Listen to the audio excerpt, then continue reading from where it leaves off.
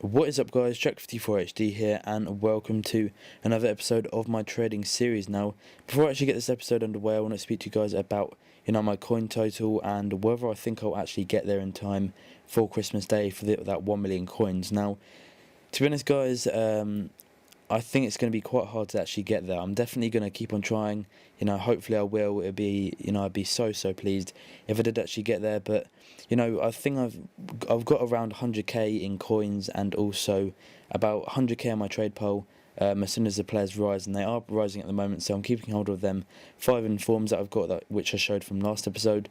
But guys, I'm waiting for the informs from this team of the week to go down, and then I'll pick them up. For example, I'm going to try and pick up an inform Everington for around 20 to 25k, because apparently his in-game stats are absolutely amazing, and I think his price will rise after the team of the week's been taken out. So the more rare he gets, the higher his price goes. It's as simple as that, and that's a pretty amazing, to say the least, for an 83 inform card. So I thought I may as well just say that, because that's the reason behind me not investing all my coins at this stage.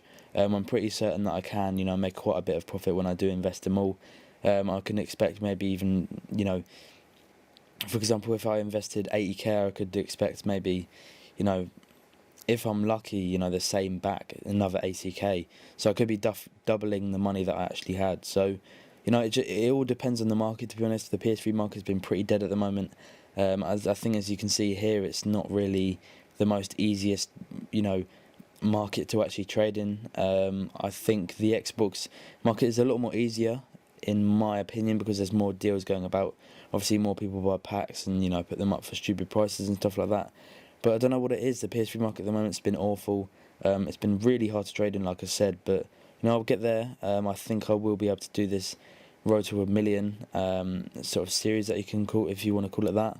But anyways, on this screen now, I was actually searching for some Suarez's, because I did actually do this, but I think I made about 5 or 6k profit by doing this, but I didn't actually record it in this series. So what I actually want to do is I search for Suarez's in the centre forward position, and then if I can get one under, probably about 2 to 3k under the market price, then I will apply a centre forward striker card onto him, and then I can make about 7 to 8k profit by selling him from that. So that's just a little tip for you guys, changing in the positions of players that can get you coins, as long as it changes them into a more expensive position. So what I mean by that as well is left wing to left mid. Obviously that would make it more expensive. Centre forward to centre attacker mid, centre forward to striker, and so on and so forth. So as you can see on the screen, we are also searching for players with a maximum bidding of 5 grand and a minimum buy now of 10 grand. Now, Flex FIFA actually showed me this method, so it's all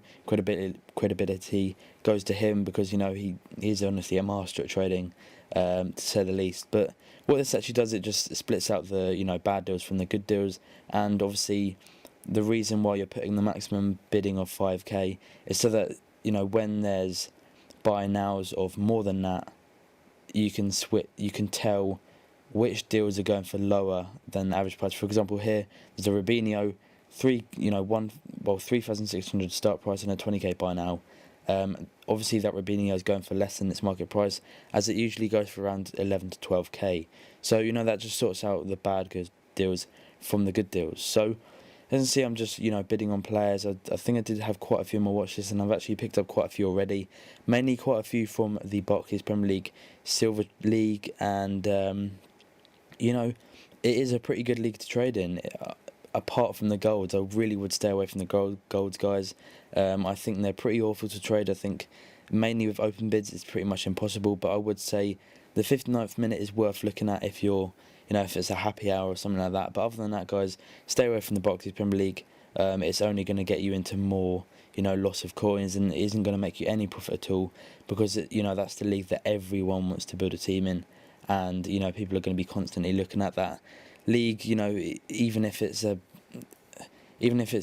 worst player in that league and it's got an inform, you're still going to get people bidding on it all the time. But what I would recommend is mainly going for leagues which aren't really known, trying to find informs from that league that aren't really known. For example, last episode I actually bidded on a Anikdote is a centre-back from Belgium, and I actually won him for 12,750 coins, and he was an inform 84 rated centre-back, so his price will rise as well. That's the main reason I bidded on him, because I can get him for cheap. I know that, because he's not in a sought-after league or anything like that. But his price will rise because of his stats. I think knowing the market is all about their stats, and obviously how good they are on the card and whether the league's sought after. For example, if I saw a Russian league player with, I don't know, 80 pace centre back and pretty decent defending and heading stats, and he was, say, 82 rated, I'd probably reckon he'd go for around 6 to 8k. Whereas that in the Premier League or Serie A or Liga BBVA League, that'll go for 20, 30k, maybe even more. It's ridiculous how much prices can actually change, and if they have a higher rating. For example, going back to that Belgian centre back, he obviously has amazing stats for a centre back. 84 shooting, I think, is one of his stats. If he was in the Barclays Premier League, he'd be going for 150k to 200k. So that's just something to keep your eyes open on. And also chance your luck, guys. As you can see here, I'm just searching for silver informed centre backs from the team of the week, and I think actually there I was just looking at the team of the week to check out other team of the week players, because you never know, guys. You might chance your luck, and then it could pay off. For example, I went on the Ultimate Team database, and if you just search through the player database and the players of the names that are in the team of the week, you will see that every 1 in 20 trades there's one that goes for way under the market price, and that could be you. That could be you getting a player for incredibly cheap and then selling them on for a ton load more. So it's just something to keep your eyes open for, guys. Just keep chancing your luck, as Flex FIFA picked up a inform Ronaldo for 150k, so it can be done. He must have made an absolute bomb on that card. So that's a prime example. An excellent example, to be honest. But because I'm sorry this hasn't been me really trading that much. As you can see, I have picked up a few players, but nothing too amazing. Like I said, I want to save my coins to invest in some inform so they can make some profit when they actually rise in price. But guys, thanks for watching. Hopefully you've learnt a bit from knowing the market, and obviously where to trade and stuff like that. So if you have enjoyed it, please leave a like. It really does help me out. And other than that, guys, thanks for watching.